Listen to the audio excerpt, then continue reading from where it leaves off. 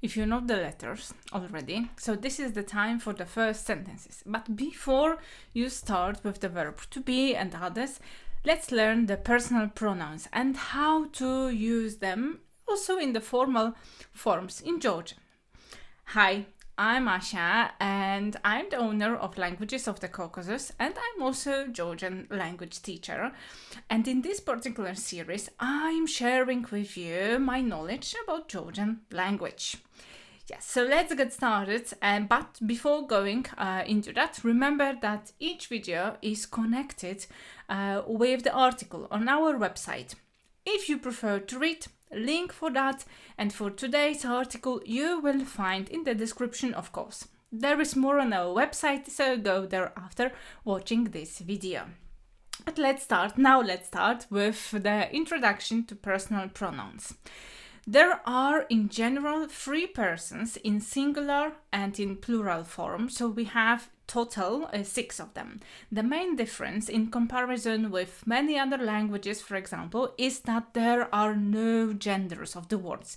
This is different from, for example, to Slavic languages. So if we want to say he, she or it, we just use one word for that, which is. And we understand the rest from the context. Similarly, if we're going with the plural, there is no distinction between masculine and feminine, just they, as it is in English, and we use one word for that, which is isini. Yes, that is as simple as that.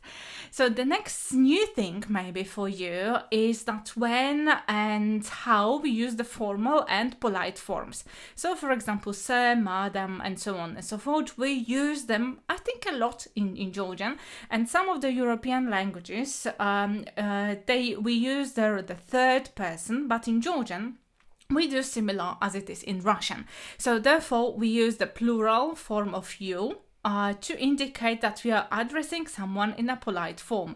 So for example, if you want to say, would you like this, sir? In Georgian, we use the plural as well, but each verb we conjugate. So that is important to remember. So then each person has own verb form. So similar it is to other languages. So whether you talk to one person in polite way or a group of people, you use you then in the plural form as well. So the rest of that you will understand from the context.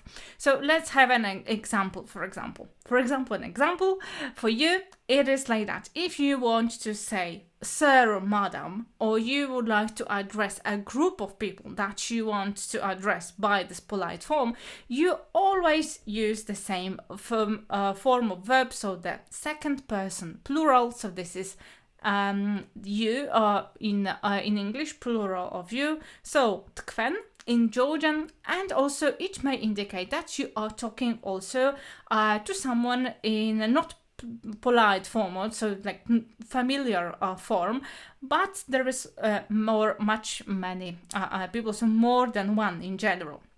So that is the rule. The rest you will know from the context. This is important to remember, but it may sound a little bit, complicated right now. But the moment you will be starting learning new verbs, it will be much easier then. So the best is just to have this knowledge and to put it into practice and context. So what are the Georgian pronouns in general? Because we said about several rules, so let's now see how they look in general.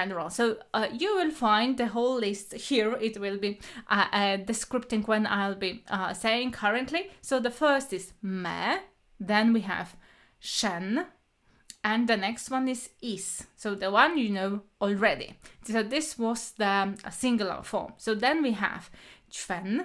So then we go with tkven, and the last one this is isini. And that's all. So that's all of them. You do not have to learn more, but the question remains how to learn personal pronouns in Georgian. Yeah, quite essential. So if you want to remember them well, first of all, read them several times aloud. I do encourage you to read in general new words aloud, as you will memorize them much faster because you are using all the senses. This is what we talked about also in the video about learning the alphabet. And then, especially if you are doing that on your own without teacher's help, it will also help you to get your ears acquainted to new words, new sounds, and your mouth as well will start learning how to pronounce those sounds. So much faster you'll be using that simply in the conversations, because we do not want to use it as such, we want to use it in the conversation. So the only letter that may sound a little bit hard to pronounce, this is th, as we have in tkven, for example. So I do would like to suggest not to be really, hyper correct and to try to focus on that letter that much. Try to say it as it is in English, for example, in theater, then we have this similar sound. So go with that. The other option how to learn it is to write them several times. The best if you start already learning verbs. You may combine it to each verb, write also the personal pronouns, and it will be much easier for you to learn those pronouns. So what is remaining for you currently? Go to the link that we have below this particular video, or if you are watching on our website, so read it, the article that is there. And you will find written there as well all the pronouns, so read them aloud, record maybe, or listen to how I'm pronouncing it, or ask any Georgian friend for you to pronounce it, and then to write it with either separately or just with the verbs. That is the plan for you what to do next. And if you like this particular video, or in general our series about Georgian language, remember first of all to let us know by clicking that you like it, and of course to follow us wherever you are watching this particular video. So that is the plan. In that case, you will not miss any other video about Georgian language, or in general about Georgian culture, what we are publishing here. That is the plan. Of course, you may share it with the friend as well if you know that someone will have a great use from this particular video.